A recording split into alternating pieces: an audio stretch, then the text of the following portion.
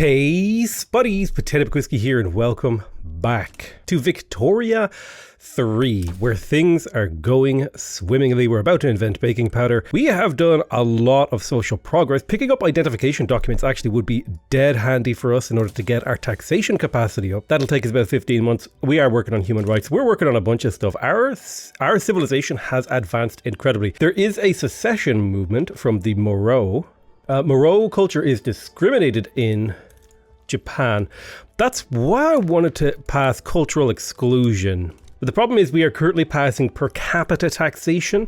We could cancel that and try to pass per thingy. So I don't know who Moro is, but we should be able to deal with that. I think that is, yeah, it looks like it's this area here. It looks like they got a huge amount of turmoil. Maybe I can take care of that with a decree. I suppose we can use some violent suppression here in Mindanao. This will hopefully lower the turmoil, or at least the effects of the turmoil. But it looks like they're going to try to secede anyway. We'll just violently put that down. Of course, we must maintain the empire that we have built. Otherwise, we still have a lot of issues in our empire we need to take care of, right? We've got high tensions with a variety of disorganized nations. We have inactive trade routes that we should probably cancel because they were using up bureaucratic capacity. We have a shortage of small arms. Did I not build another arms factory to deal with that? It seems like my arms industries are being profitable. In fact, a little bit too profitable in the sense that it's inefficient. We need to bring down the price of these goods.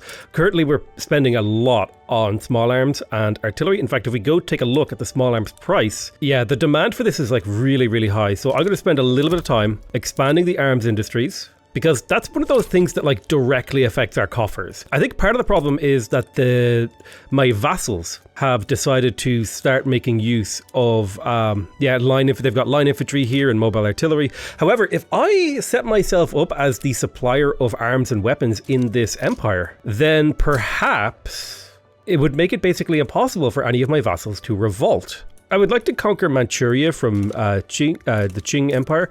I'm pretty sure there's gold mines in Manchuria that I would really, really like to get a hold of. So I'm trying to have a little bit of a think. They're currently using line infantry and mobile artillery, and I think if we check out the Chinese market, there's a way to do this. Yeah, the Qing market. Yeah, they're more than capable of supplying themselves. So I would need to get at least a pretty reasonable tech lead on them. I would probably need to go down to like repeating rifles, potentially even. What's the next tier of unit here?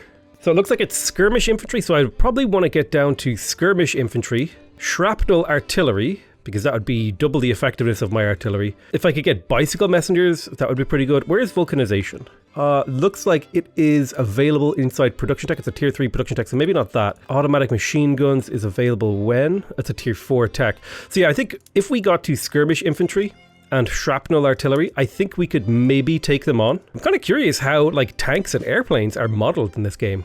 Ooh, mechanized infantry for the barracks. That's interesting. So apparently we can't see.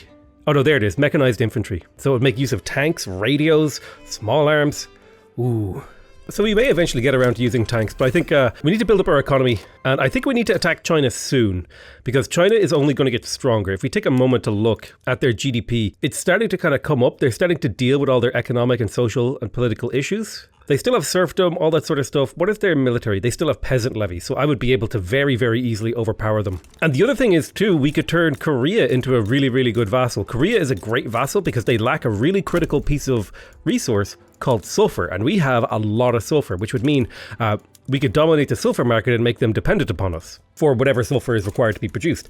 I think for now, though, building up my vassals' military power will actually be a great way for me to have an extra proxy military, right? Because they'll be joining the war. There will be a front line down here with China that I'm pretty sure my guys with as long as I manage to get their armies well supplied, they should be able to hold, because they have pretty good line infantry on the defense. I would probably have to put at least 20 divisions on this line with artillery to make sure that it held. But yeah, the big thing is I need to make small arms and artillery cheaper. I need to make paper cheaper. Currently running my government is like really, really expensive, so that needs to be dealt with. I should also consider expanding my military. And it would be a good idea to have a garrison in the South China HQ, ideally made up of like locals. But there is still a war going on with Portugal.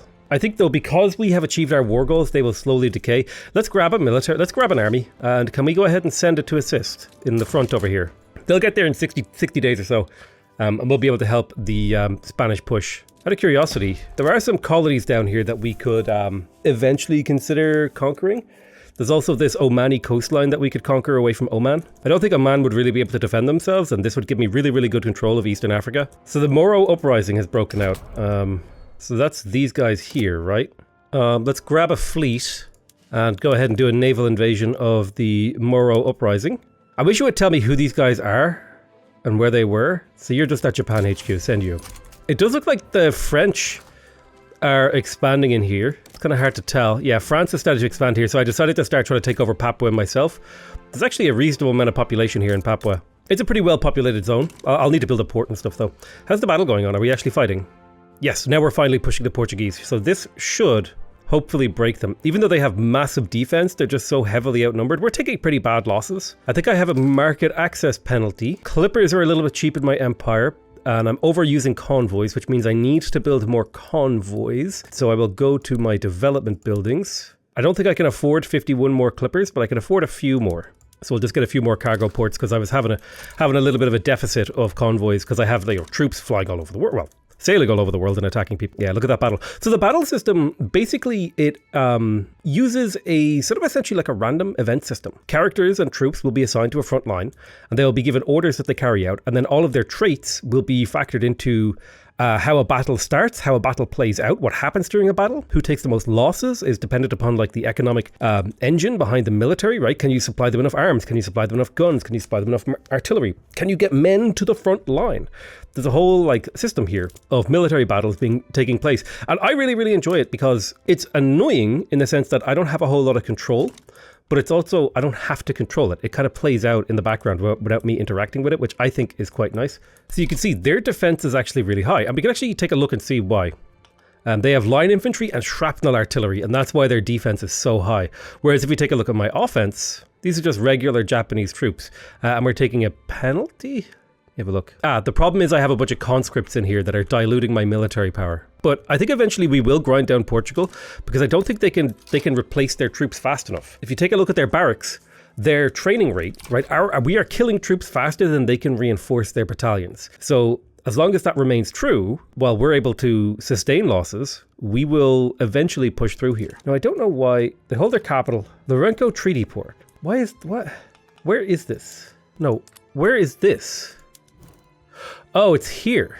Oh, god damn it. I asked for the wrong treaty port. Okay, I made a mistake in my war goal. That's okay. We'll fix that after we deal with this Moro uprising. So how is the price of military goods? We just got done making some more factories. They're still a little bit expensive, so we're going to build another 2 arms industries. That should take care of it. Also, this might actually be the most profitable arms industry in the world because it's a literally zero competitive market.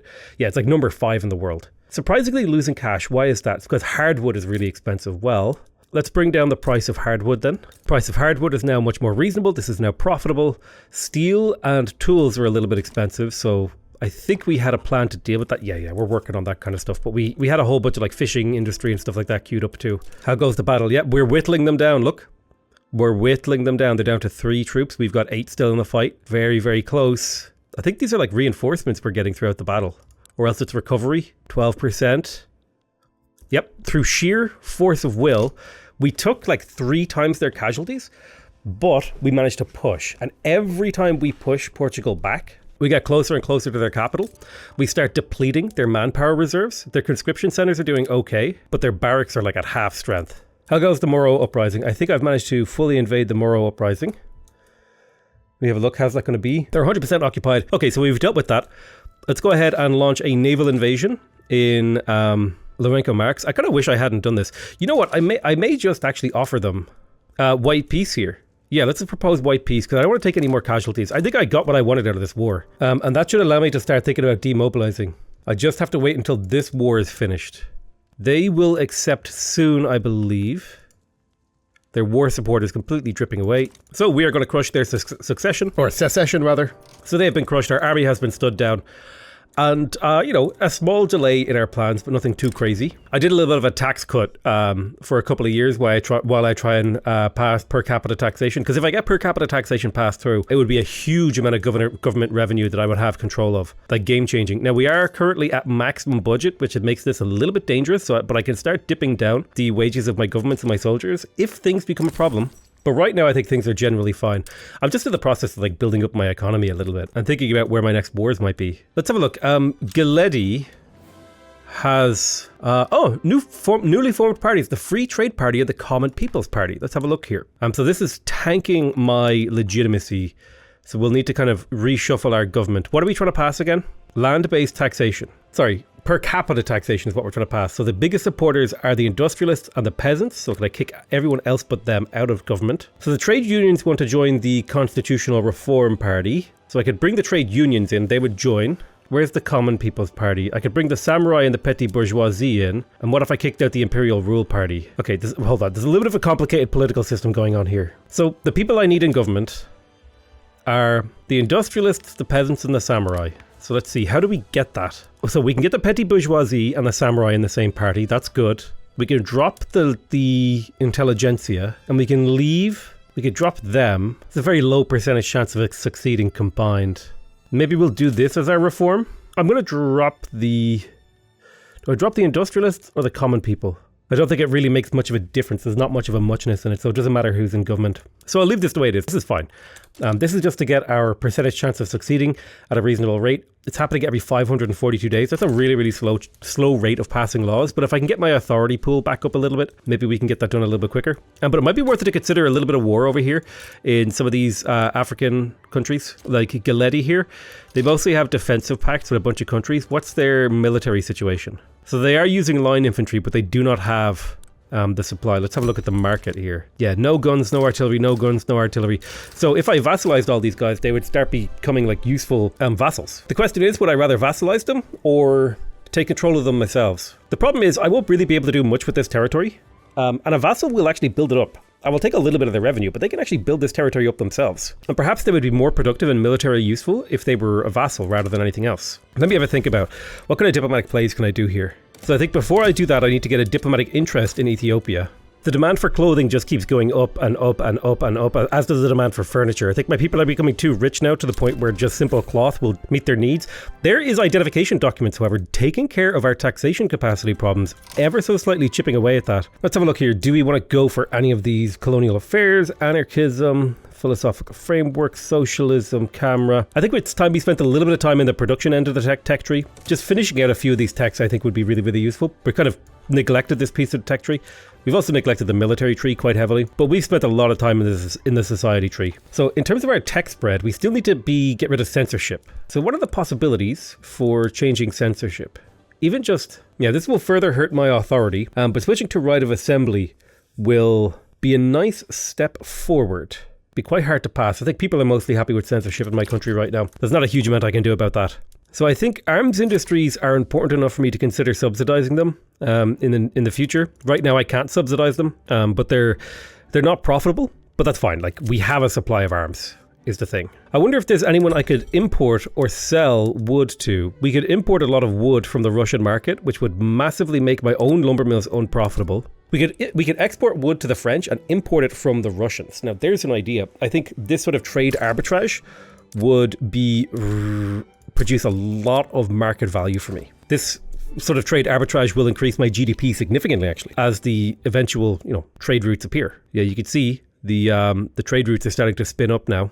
They're slowly climbing in their consumption and production. If I take a look here, and you can see now I've got trade centers in the Ryukyu Islands, and they're relatively profitable, right? And this is providing employment for my people. So that's why trade is good. Even if you're like buying and selling on one end. Now it does cost a little bit of authority to do that, but I think this can be a great way to like sort of build up your country. Wow, France, what is going on with France's market? They are just so hungry for goods. Let's take a look at the French market and see if there's maybe something we can do there. Oh yeah, they are so hungry for resources. They need cloth like crazy. They need fish like crazy. They need iron. They need lead. Sorry, I'm looking at this backwards, aren't I? They need fertilizer. They need all this stuff. They could use ammunition and mana wars, actually. That'd be a good export market for mana wars, because I have a little bit of a surplus of mana wars. So let's start an export route to the French market. They want to buy all my mana wars. Oh my god. I'm not ready to do that. I definitely feel like I could sell them my cloth, though, because I feel like selling the cloth would be a good arbitrage. Yeah, the French market is just hungry for a lot of the resources that I produce. The British really need lead, so I'll sell them lead. I'm just basically going through the list, and anything that I'm producing in like relative abundance that I'm not selling, I will look to get rid of. Well, not get rid of it, but like trade it. And the hopeful effect is the trade centers here will continue to expand and produce larger and larger quantities of resources. So it looks like rubber has successfully been grown in eastern New Guinea. This will discover the resources for rubber plantations, give it migrant attraction. So this is huge. Eastern New Guinea, where is this? That is over here. So yes, now we can start to produce rubber, and rubber, I think, is a really, really important resource in the late game. So I'm quite happy that we managed to get a hold of that. So we've reached the end of our construction queue. Let's take a look at our market here. There might be like opportunities for us to do some more export. One thing that could be worth doing is just making sure I'm producing as much wood as possible, but I think perhaps I should maybe start looking into like more advanced consumer goods, like building a furniture factory area, or even just mass building furniture factories across all my provinces, which will have the advantage of spreading out the wage increases, making those factories individually potentially more profitable, and also spreading out the urbanization a little bit so we can start to urbanize the entirety of Japan and Sakhalin. I think I like the idea of that. So how many resources does this use? It uses tools, fabric, wood, and hardwood. So mostly basic resources. I will build like a tooling workshop. The tooling workshop uses steel, so I'll build another steel mill. And then I'll do a round of furniture factories across Japan. So we're doing a massive expansion of the furniture industry. It'll take a couple of years to filter through, but it will eventually filter through. Oh, Prussia's looking thick. They've started to form. Although what the hell is going on here? Who are you even fighting, Prussia? Are you fighting yourself? What is this center line? Prussia versus Prussia. Okay, there's two Prussias. One is this Prussia, one is this Prussia. One's an absolute monarchy, one's a military dictatorship. Okay, Prussia has been wild this game. The Germans? Who knows what the Germans are up to, man? Let me take a look at my infamy. In diplomacy. My infamy is a little high, so I'm going to spend a couple of years just letting that bleed away. It's bleeding away at about 5 points per year times 25%, so it's a little bit like 6 points a year. So if I wait 2 to 3 years before I do my next military action, I think I'd be in pretty good shape. So we have bone china and paper bleaching now available for some of our factories. Let's have a look. We could go to bone china. This would increase our dye consumption, and dye is relatively expensive. But this will still be a profitability impact, like an upgrade. And it would also give me an excuse to produce more dye, which is something I'm totally on board with doing. And I'll even prioritize it to put it at the top of my construction queue. Another consumer good that I am not making yet that I should totally start consider making is groceries. My people are probably starting to get to the point now where like just eating grain and like basic resources like fish and stuff like that just doesn't really cut the mustard. A lot of my pops are probably starting to get up into like the semi-luxury category. Like if I take a look at the population of Kansai, I'm not worried about the peasants. I'm more concerned about like laborers. Yeah, you can see they're starting to get up to that area, right? And this is my lowest class, right? And they're starting to get up into that middle class area where they're going to start demanding groceries, which is about 20 wealth. So groceries are probably on the cards here. My clerks are probably well on the way too. I would like to switch to the condensing engine pump. This would give me a huge amount more coal to play with. So let's prioritize building like a couple tooling workshops, and then we should be able to safely switch to this. I think a single tooling workshop makes 80, so this will roughly cover the need for this. What other projections and changes do I need? I have a huge population of workers, so I don't need to start consuming coal to fuel my industries. Paper bleaching would also use more dye. I'm glad I'm actually building a lot of dye. I just need so much dye. So, let's see. Ooh, 20% success chance for per capita taxation. Boom, I'll take it. Huge. So we're up to a 70% success rate there. Well, 65%. I'm rounding up, okay? Don't hate me. My insufficient taxation capacity has become much less of a problem, and we will be eventually be able to erase that problem. It's just not necessary right now. God, I love the amount of minting that we're doing. Look at all that money that's coming in. So some of the dye manufacturing just kicked in. Now dye is down to a much more reasonable price. We can start doing bleached paper. This will massively increase the supply of paper in my country, thus making it much more viable for me to expand the bureaucracy. And in general, just making it like way cheaper to run my government. I'm a huge fan of that. Huge fan. Especially because dye isn't even that expensive after doing it. We could make our universities more middle class, I guess, by adding a philosophy department. That seems pretty reasonable. And I think I'm going to start adding gas streetlights to all of the urban centres in my country. This will massively increase the demand for coal and will passively increase the demand for coal. But it will massively increase the supply of services, which should make the cost of services go down massively, but that should conversely increase the quality of life of my people, and also the demand for services should grow over time as people look to fulfill their needs with those services. So like one of the big things is just like the more resources your country consumes and like produces, just bigger GDP, like make economy go faster. That's like my entire goal for this run. Make economy go faster. So the philosophy department, I can get some boosts out of it. I will take a 3000 boost in tech because I don't need the throughput. I think I'm at maximum throughput for that. I think I'm producing like far more than enough innovation per month. Yeah, we're producing like 79 and we only need 53. So we've got a huge university overhead. So we're great on tech right now.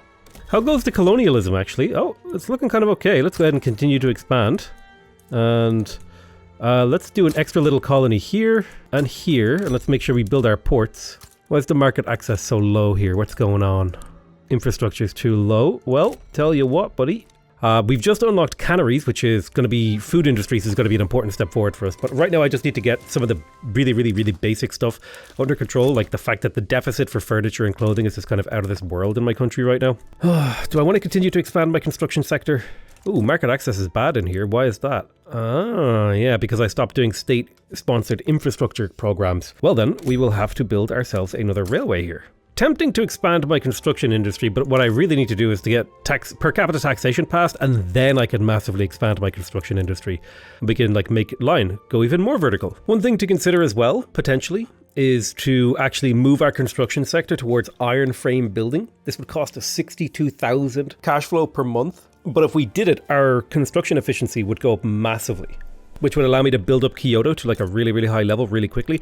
It's something I might consider after per capita taxation, depending on how much actual cash flow surplus I have. I might work on building up a massive, and I mean massive, iron industry. This thing would need like 1,000 iron to be supplied, which is like 15 iron mines. Depending on, could I have any new production modes? I would need to get like nitroglycerin or something, because that would literally double the production of each mine, which would mean I would need explosives. The only way to get explosives would be from chemical plants. Let's just pop a chemical plant down so we can kind of look at the production methods. We could produce 20 explosives per level, which would sustain almost a full mine per level. Okay, interesting. Where would I get the next? Ammonia soda process would be nitroglycerin. That'd be 40 explosives. Yeah, so if I can get down to dynamite here, I think this would be a good step forward. Ooh, resource discovery chance is also really nice. It looks like we have a trade agreement with Russia. The problem with the trade agreement is that I'm making a lot of money off the tariffs between our two countries. But the free trade would make my economy more productive, because more resources will get traded between us, which I think will increase my GDP more than the tariffs. Tariffs are a useful tool in certain respects. Oh, baby.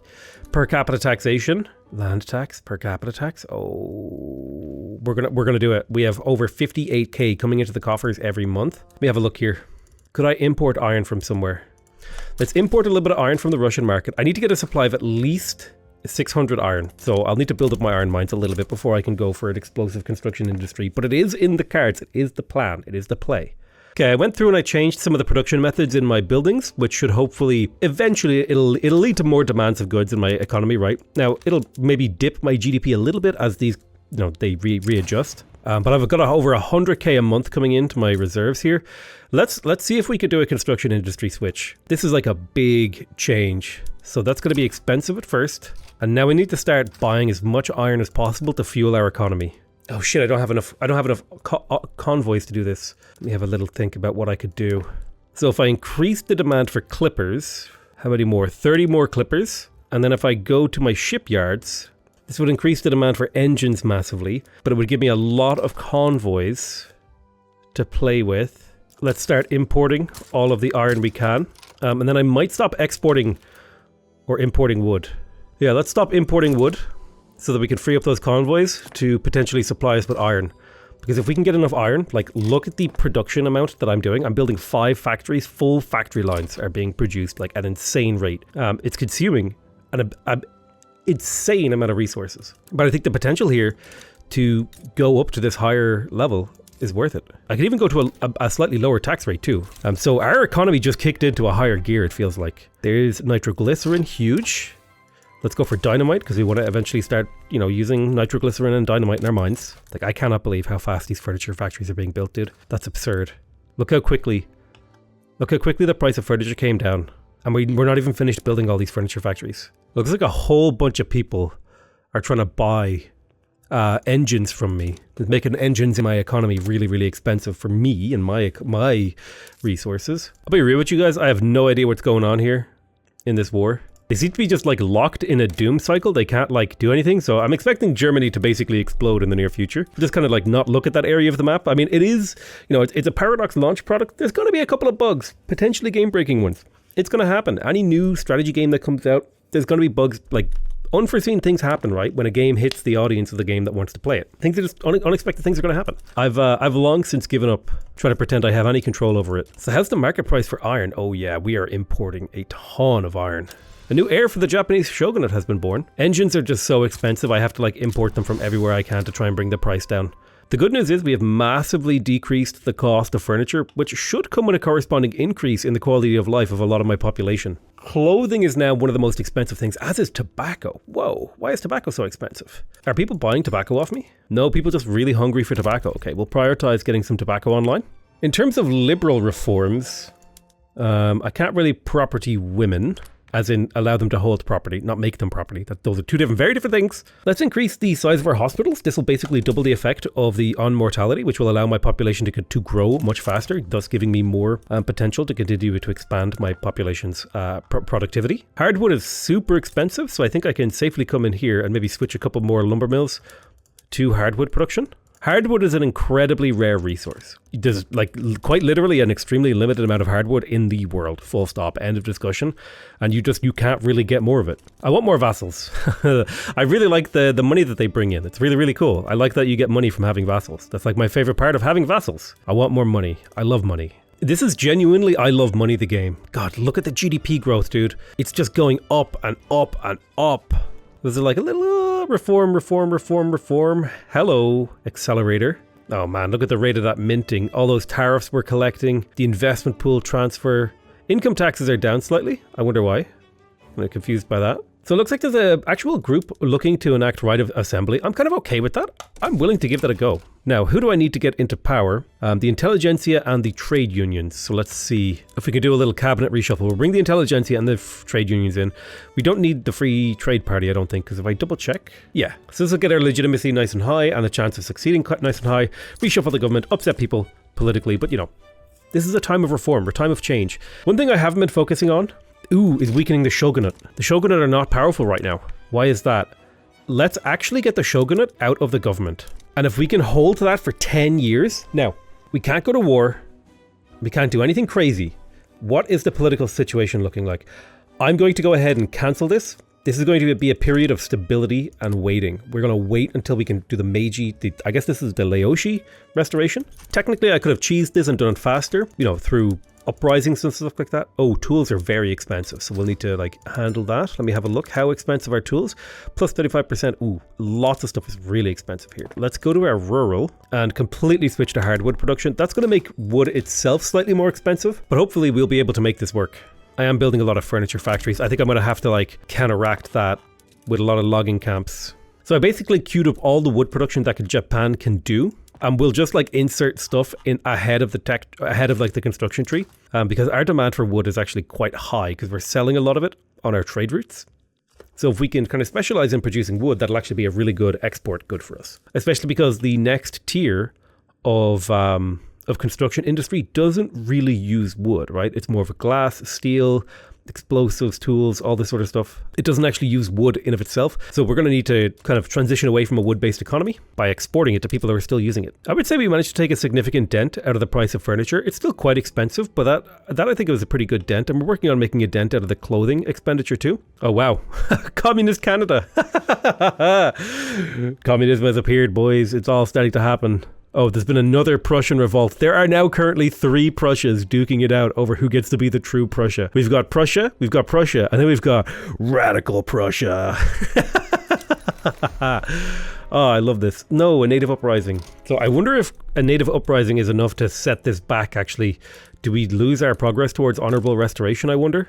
If so, I'm going to have to kind of change my colonial policy a little bit. Somehow building more clothing factories increased the demand for clothing and price. I'm not really sure how that's working. It looks like the natives actually surrendered to me, which is great for me. So we can significantly, let's have a look. We got an election event. I want to hurt the Imperial rule party to make the shogunate weaker. So we will give extra momentum to the constitutional reform party. Perfect. What am I spending suppression on? I think it's time to maybe cancel a consumption tax. And then I can start politically suppressing the shogunate, which should keep them weak long enough. That's something I could have started doing a lot earlier, actually. Ooh, I should have done that earlier. Yeah, I could have got the Meiji. There's actually totally possible to do the Meiji Restoration a lot sooner. I understood a lot about the game, but not specifical like Japan gameplay. I did like a little bit of a test game and I understand the mechanics a little bit. I think you could actually like speed run the Meiji Restoration and maybe do it pretty quick. It's the big hurdle you have is there's a lot of RNG in the government interactions, and there's a lot of cooldowns, and then there's probably like some manipulation stuff you can do with uprisings. That would probably be the big way to go forward with it. Huge, we just discovered dynamite. Now this is going to open up potential for us to make our iron mines even more efficient and productive. We can use explosives to upgrade the, well, we could use nitroglycerin, but this like increases the amount of people that die working in this. Whereas we could use regular ass explosives with, or not regular ass, but like safer explosives like dynamite to increase the productivity of these mines pretty significantly. Now, nothing is really consuming explosive right now, but that's just going to be a long-term part of the plan. I think the next phase of the long piece, as I'm going to call it, on our way to the honorable restoration, is going to be start building like food industries and more advanced stuff, maybe munitions plants, getting our military up. I think we're going to focus a little bit on consumer industries. And then about like maybe at the end of this restoration, we can start considering some more military adventures, particularly in China, maybe Korea, maybe do a little bit more down here, maybe a little bit more in Africa. Still plenty of room in Africa for us to expand. But I'm going to call that the end of this episode. I hope you guys enjoyed this video. I love you all very much, and I'll see you guys next time. Bye-bye.